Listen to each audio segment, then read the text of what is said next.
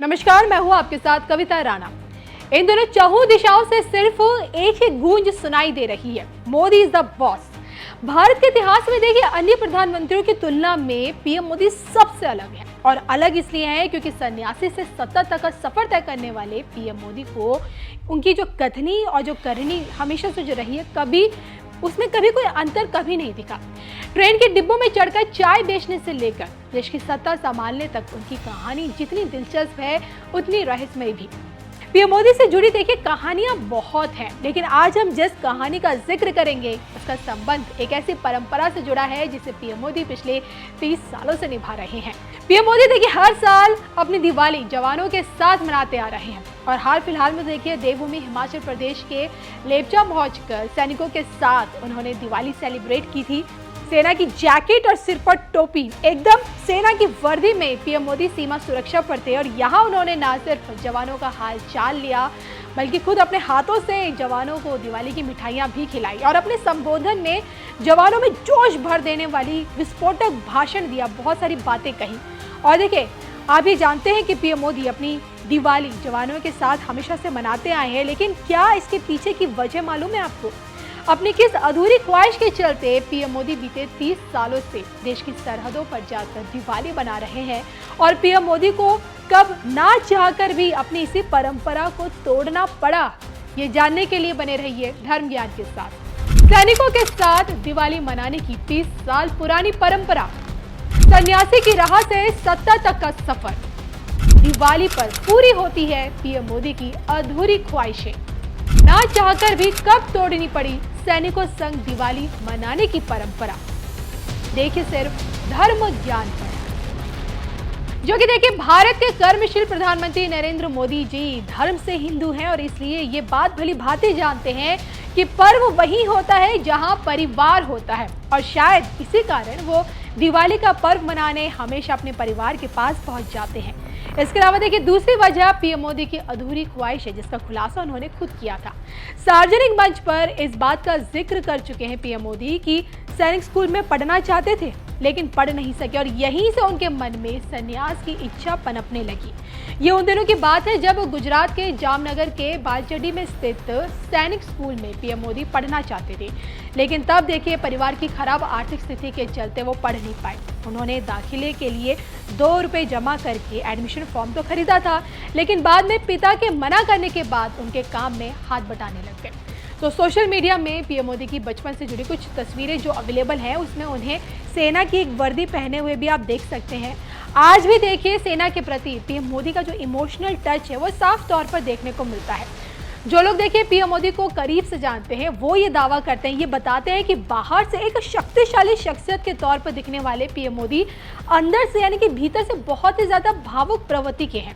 जो कि देखिए तीज त्योहारों पर, खासकर दिवाली जैसे महापर्व में भी देश के सैनिक अपने घर नहीं जा पाते, देश की सुरक्षा के लिए सीमा पर ही डटे रहते और ऐसे समय में उनका मनोबल बढ़ाने के लिए ही पीएम मोदी सैनिकों के साथ दिवाली सेलिब्रेट करने का हमेशा दिवाली सेलिब्रेट करते और यही उन्होंने फैसला लिया शुरुआत से ही, और जब वो न ही मुख्यमंत्री थे और न ही प्रधानमंत्री थे। दिवाली पर सेना के, अपने सुरक्षा बलों के जवानों के बीच इसी एक भावना को लेकर के चला जाता हूं। कहां भी गया है, अवध तहां जहां राम निवास हो, यानी जहां राम है वहीं अयोध्या है। मेरे लिए जहां मेरी भारतीय सेना है, जहां मेरे देश के सुरक्षा बल के जवान तैनात हैं, वो स्थान किसी भी मंदिर से कम नहीं है। जहां आप हैं वहीं मेरा त्योहार है। और ये काम शायद 30-35 साल से भी ज्यादा समय हो गया होगा, मैंने कोई दिवाली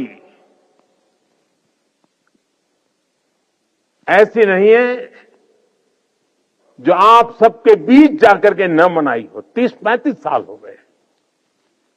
जब पीएम नहीं था, सीएम नहीं था, तब भी एक गर्व से भरे भारत के संतान के नाते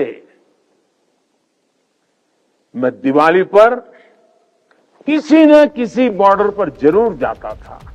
तो दशकों से सैनिकों के साथ दिवाली मना रहे पीएम मोदी को अपनी इसी परंपरा को उस वक्त तोड़ना पड़ा था जब कच्छ में आए भूकंप ने पूरी दुनिया को हिलाकर रख दिया था।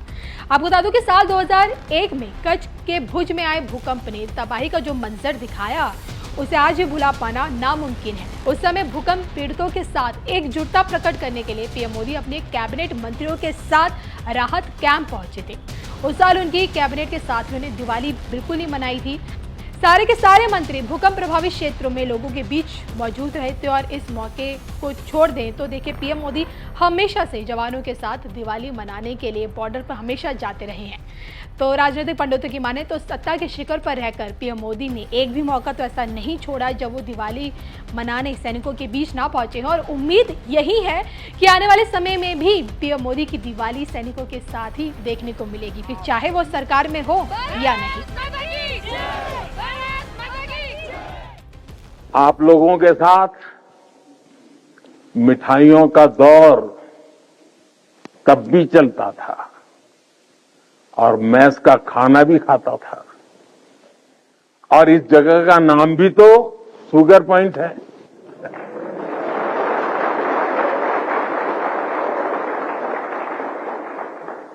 आपके साथ थोड़ी सी मिठाई खाकर मेरी दीपावली भी और मधुर हो गई है।